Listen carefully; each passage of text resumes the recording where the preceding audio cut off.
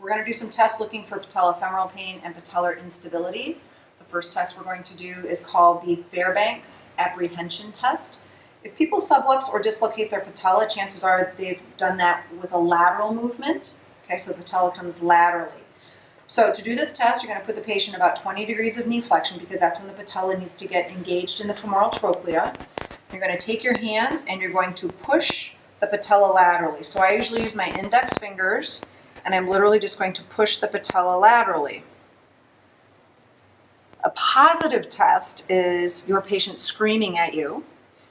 Many times their response will be to fire their quadriceps, because if they do, that will prevent their patella from going laterally.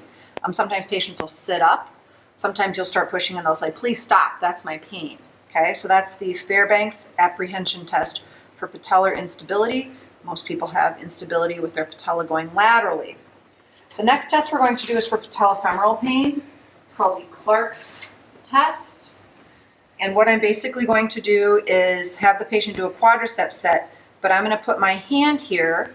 My web space is right over the superior aspect of the patella, and as he does a quadriceps set, the patella will glide superiorly, and I will basically be compressing the patella into the femoral condyle. So what I'm doing is I'm causing compression between the femur and the patella.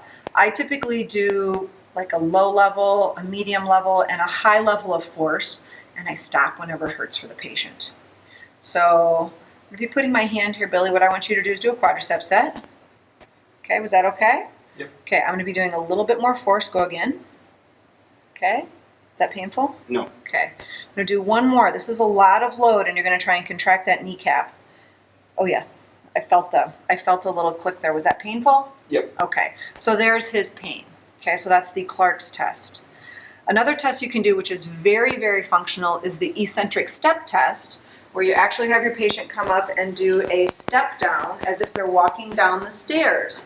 So they stand on about a 6-inch step, and they go ahead and step down, and they can report to you where in the range of motion their knee hurts.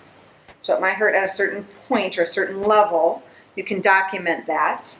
You can also observe for any femoral internal rotation, because if they're internally rotating their femur as they do this activity, my guess is I need to go to the hip for some strengthening exercises. So you can document height, where in the range of motion they have pain, and watch their biomechanics, all of which could be improved to decrease their pain.